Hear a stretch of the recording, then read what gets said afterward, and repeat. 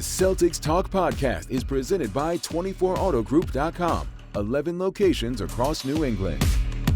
What's up, everybody? Welcome to the off-day edition of the Celtics Talk podcast. A very special edition, not only because Abby Chin is alongside, but because we are bracing ourselves emotionally for the return of Marcus Smart. Are you prepared for this moment? I am not. No. I am still reeling a little bit after this depressing loss against the Lakers. We're coming to you in the aftermath of the very bad, horrible Laker loss, but we're going to try to ignore that blissfully. Okay.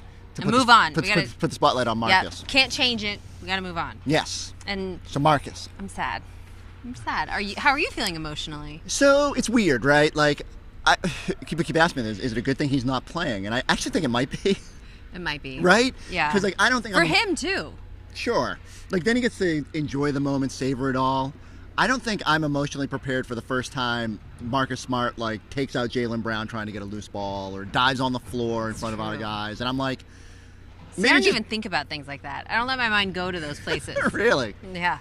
That's when I sit there. Because I do think one of my criticisms about the Celtics this year would be they don't hit the floor quite as much as they did during what I would call the Marcus Smart era. Right? Like, Drew Holiday is a fantastic defender. They've been great. I think they're second in the league in defensive rating. Nights that they don't play the B team of the Lakers, they're fantastic. But they don't have quite the same grit at the times. And so that's where I miss Marcus the most, is when that you're just slogging through a game and he dives on the floor to give you some energy. And gets the crowd going, and then from then on you have the momentum. It has changed. Jaylen Brown has taken that upon himself to be that guy. He continues to tell us that he wants to be that spark plug on the defensive end, but he doesn't. Like no one does it like Marcus. You're right. No one does it like Marcus. So I'm glad, like you said, I could not deal with it. Like, as the Celtics, especially coming off this loss to the Lakers, I couldn't deal with it if he was just out there causing chaos and making things crazy. So when we saw him in Memphis, he was wearing his Good Burger uniform. I think he'll be a little bit more dressed up for this one. But sponsorship for that, and he'll get a very nice tribute video. And what do you think that moment will be like inside TD Garden? I think it'll be, I don't want to say joyful, but thankful, a celebration, grateful. right? A celebration, yes, happy. Do you think, because I'm getting wistful going through the list of plays that I will eventually get to about that I will most remember from Marcus, do you think there will be because I think it's easy to be like, oh, the Celtics are so good now and they're fine and it's okay that you don't have them, but then you see the plays and you're like, oh man. I mean, I think you understand why the trade was made. Wow, you understand You're just the feeling of this, but I agree with you. And we were here, both of us, for every season, every game, every moment of Marcus Smart's career. Did that sync up with yours starting? Yes. Wow. I was here before he got here. Okay. My first season was Brad's first season. But yes, that's right. I remember the very first time we spoke to Marcus at the old practice facility out in Waltham, and don't want to remember that place. He just looked so young. Aww. And was just a different guy, but we got to see him grow up and who he became, the player he became, and how much he impacted winning. I mean, I remember in those early seasons when he had to fight for a starting spot. Yeah. And there were even in the later seasons where people were ready to put him back on the bench and wouldn't call him a starting point guard. So do you remember the Smart and Young phase when yes. with James Young? And yeah, that worked out for one half of it. I realized that I was still following James Young on Instagram the other day. What's he up to? What am I doing? Playing somewhere in Asia. Has he packed on 12 pounds of muscle recently at all? Not that I know of. No, for that back in the day. But putting the focus back. I miss most about Marcus is everything. He was so great to us in the media, and he was someone who was always honest and always authentic.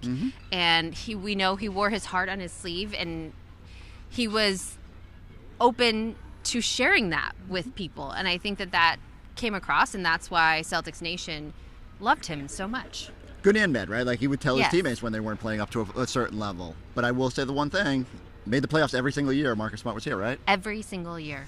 And it's hard. I remember you'll hear coming up, I talked to Tatum before the season and reflecting on it, and he just said, I just kind of thought I'd play with Marcus forever. And you think about that moment in 22 of celebrating, finally getting over the hump and getting to the finals. And the only downside is they never got to see it to the finish line, right? That he just whatever. That will be the only sad part Yeah. of winning banner number 18 is that Marcus couldn't be a part of it. You can say he'll, regardless, will have some portion of it, because if the Celtics are lucky enough to be on that stage this year, it will be probably because what you got in return for him was what helped push them over the top. And yet it's just weird. It's still weird to me when I turn on a Grizzlies game and just seeing him out there and just seeing him even when he's on the sideline just supporting them.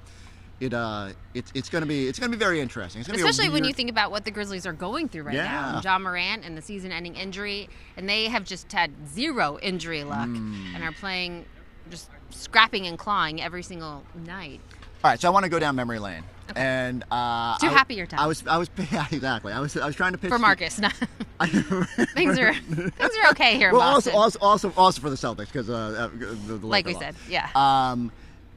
I've been asking people, and there's one very standard response to the question, but like, what is your favorite Marcus Smart memory? I gave you a list. What was your favorite? And you told me about this a while ago, and I could not come up with one because they were all, it was everything.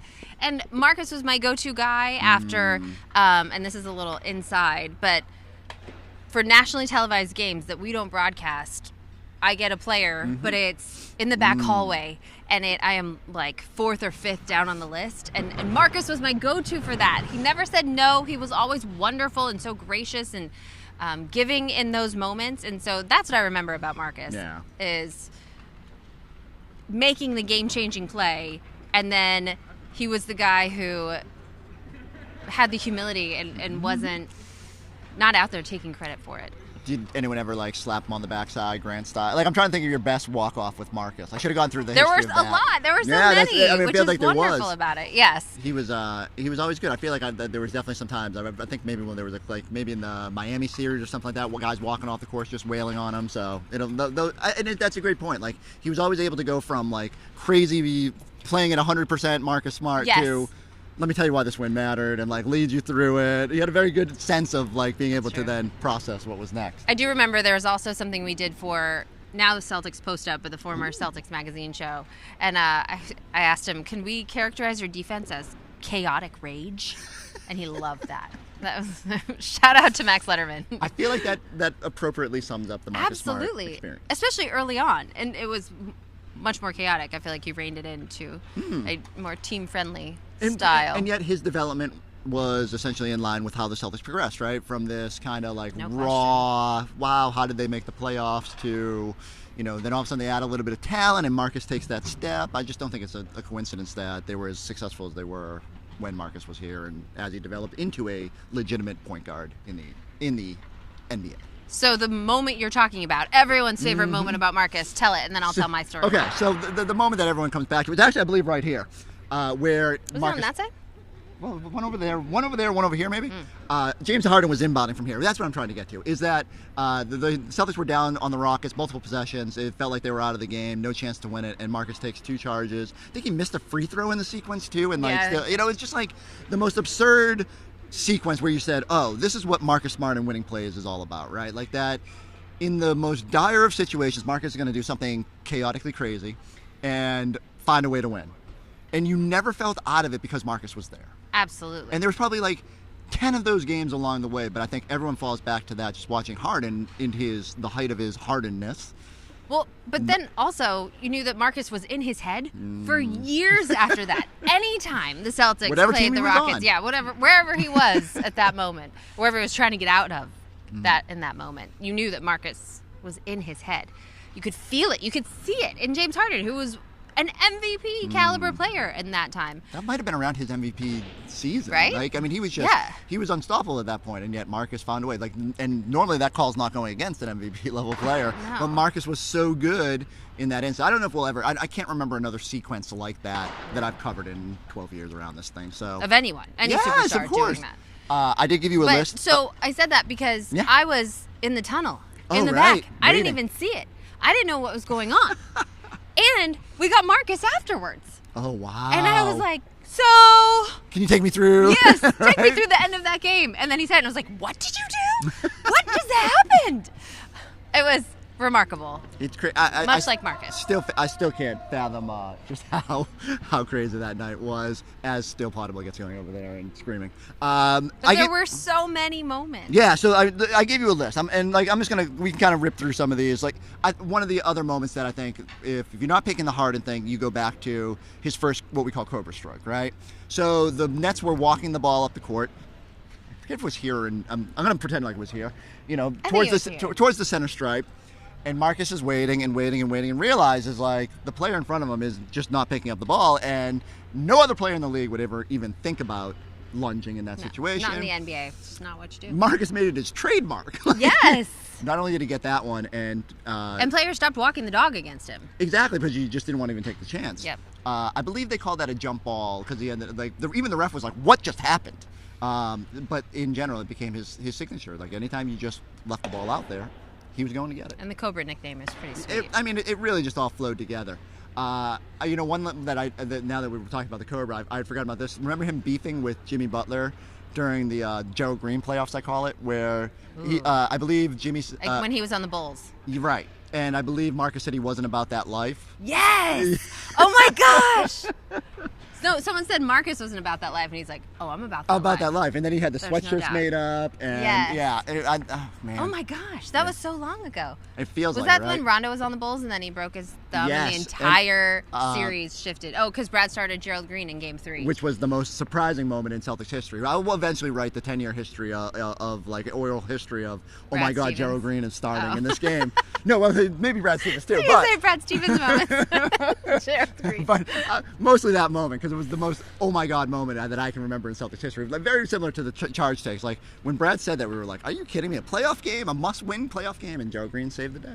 Saved the day. Along with Brad's a genius. Yeah, that was just that. I think also the Kevin Garnett had sent Jaylen Brown a video in that playoff series and kind of they motivated played for him. the locker room too. Yes, right? That's right. So yep. That's another one. Speaking of KG. Ooh. That's right. You are right. Yeah. I didn't know you were setting me up with a softball there. Very early in Marcus's career, he goes to the floor for a loose ball and gets tangled with Kevin Garnett. I think Garnett falls on top of him, and Marcus kind of pats his backside, getting back up, and then KG daps him up. And that was the first time we kind of said, "Ooh." I think KG was not. I don't want to say necessarily stamping him, but he was "Oh." It was like a handing over of the torch. You are worthy to be here and wear this Celtics green. And but that's crazy to think about. That Kevin Garnett, the most other chaotic rage person on the Celtics history, passing the torch in that moment. That says so much that he saw that in Marcus, and it was early on. KG was still in the league, still playing for Brooklyn. You know what was most jarring about it was when I was watching the highlight the other day. Is Marcus goes to the floor and he has no color in his hair. Oh, that was a long time ago. A long time ago, right? Think about how many different hairstyles Marcus went through. Think about we had the yellow Demolition Man, then he went green, blue. Well, I guess blue is more with the Grizzlies now, but braids, shamrocks. There's a lot. There's a lot. Do you remember the shamrock? Yeah, in the back of the head. There's a lot going on. The green is what I will always remember. Green tips. If I have to put just a couple more in the top 5 of Marcus Smart moments. The pantheon of Marcus Smart moments. There was a chase down block on Norm Powell in the playoffs against Toronto, which kind of preserved and got them to the Eastern Conference Finals against Miami that year. There was a play in LA, I believe this one was, where he's battling with Kawhi and literally dove into the announcer's booth to just keep a possession alive. And that always jumped out to me. It's because Kawhi's a big, muscular guy, and it's hard to and Marcus knocked him out of the space and got to that point, and that was always the one where I was like, they must have played it in slow motion 100 times on all the broadcasts. And there was just so many. There was 800 different plays of him either diving into the front row of the stands or throwing a behind-the-back pass or between his legs or doing something crazy. I'm not ready to see all these on the screen on Sunday. There were also a lot of three-pointers taken. But also... Whoa! But... out of nowhere! So many that people went, and then that went down, and he hit. That was the thing. Like you said, the Celtics, you never felt like they were out of a game with Marcus Smart. He came through in the toughest moments. When their backs were against the wall, that was Marcus's time. And he owned that. He made you believe, and he carried this team for long stretches. So who on the Celtics is going to fill that void? Because I want to tell you, I was looking at the odds for Defensive Player of the Year. Do you want to take a guess at who on the Celtics has the best odds? Our friends at Fanatic Sportsbook are providing these odds. Do you know Derek White? Drew Holiday, and Kristaps Porzingis. Again, probably not the best night to do this coming off of a bad loss, but they're at plus 9,500. Rudy Gobert is tops the odds at minus 150. OG Anunoby is creeping up plus 800. Feels like good value based on the way the Knicks are. Yeah, so, but like who in the playoffs moving forward? Who has to be the Celtics Marcus Smart? Is it fair to think that he's irreplaceable in that regard, or can someone by one person? Fair. Yes, don't you think? I mean, and that's what you always noticed when he was out with an injury or something, is that you can't replace him with just one person. Yeah. And it does have to be a collective effort on defense. And when you don't have that bulldog that's coming out every single night and giving you everything he has. And that's what I feel like the Celtics struggles right now, what they're talking about, is that these are the dog days and it's hard to come out and play at 82 with that kind of juice. And while they're absolutely right, that was not a problem with Marcus Smart. Marcus Smart they didn't need an X-ray. He had that dog in him at all times. Absolutely. So but it's a great way to end it. Well, fair. But I'm going to actually do one more thing on Marcus, then we're going to get out of here. But stamp it. Oh, go ahead. I was just going to say, let me get this in quick. If there was one person who was going to replace him in the playoffs, I feel it's like the chaos factor is Derek White. Not just that putback, but like doing something crazy or making a play or just doing something. He's just too nice, though. It's not the same. Doesn't, yeah, but like you said, they'll do it similarly but different. Yes. Okay, where are we going? It's different. I was going to say, when I think of Marcus Smart, I think of when I was hosting in studio and you asked me something and I said, I would absolutely trust Marcus Smart with my children. I might need to see Marcus we trust. I might have to see if podcast producer John Henry can find that clip, because that was probably one of my favorite moments where you were like, yeah, I would trust him with my life or my children's lives. I would trust him with my children's lives. Absolutely. That's a bold statement. statement. And Marcus we trust. In Marcus we trust. The other thing Marcus I trust. The other thing I think, and this is where I will end it, I think that it is important to stress with Marcus as we get super emotional, is his attachment to the community. You'll hear a lot of players talking in this piece about, like, you know, just how he embodied Boston.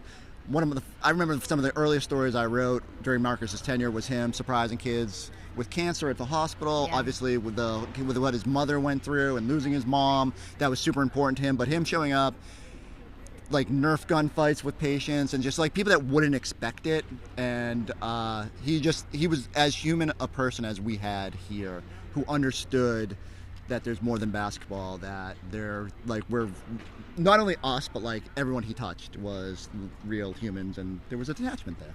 You bringing up his mom reminded me, and everything you said 100% is what, you know, part of why everyone loved Marcus so much. But I remember I interviewed his mom the night after his 21st birthday in New Orleans. And it's the fact that he spent that night with his family.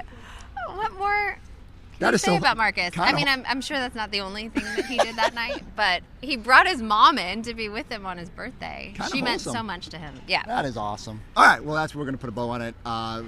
We leave you with some of the Celtics players talking about what Marcus meant to Boston, and like everybody get your Kleenex and be ready for Sunday.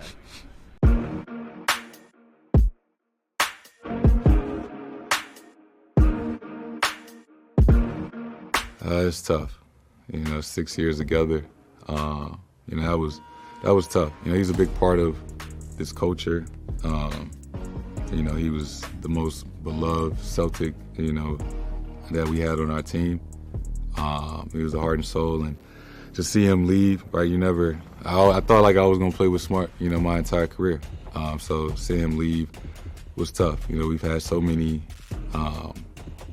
memories, great memories, you know, not so great memories. And, you know, been in the playoffs, we got to the finals together. He represented kind of the spirit and the culture, you know, of Boston. Like, just get after it, dive on the floor, scrappy, you know what I mean, not afraid to get into it. And there's a lot of Bostonians that just embody that for sure. His competitiveness when he stepped on the floor, you know, the pride he took on defense. You know, I learned a lot of things defensively from him, just watching him. But, you know, Marcus is a great teammate, and, you know, I'm thankful for our time together. Some of the things he does on the court, you're like, what is going on? But it's amazing, and there's really nobody like Marcus Smart in the league. So just on the court, just the way he played, he was tenacious, he was competitive, he was always the first one to the floor for a loose ball. And for a guy like that, you know, you really appreciate, you know, the way he played, and he really represented Boston. And I know they love him. He loves Boston, so I think he's going to be a part of Boston for a long time.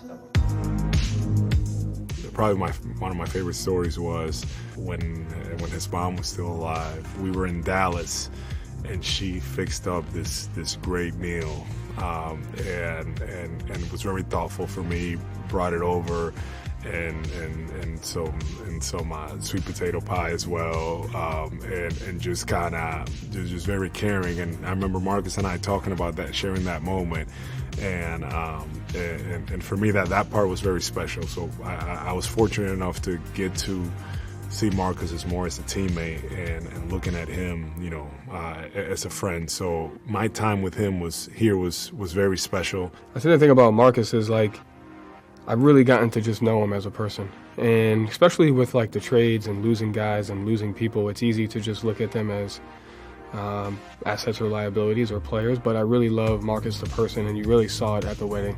It was just high class. It was well ran. He treated all of the, how many ever people were there like family, and it all felt like we had a good time. And to be able to still have that, even though he's no longer on our team, I think says a lot about him. And I'm grateful that I got to know him.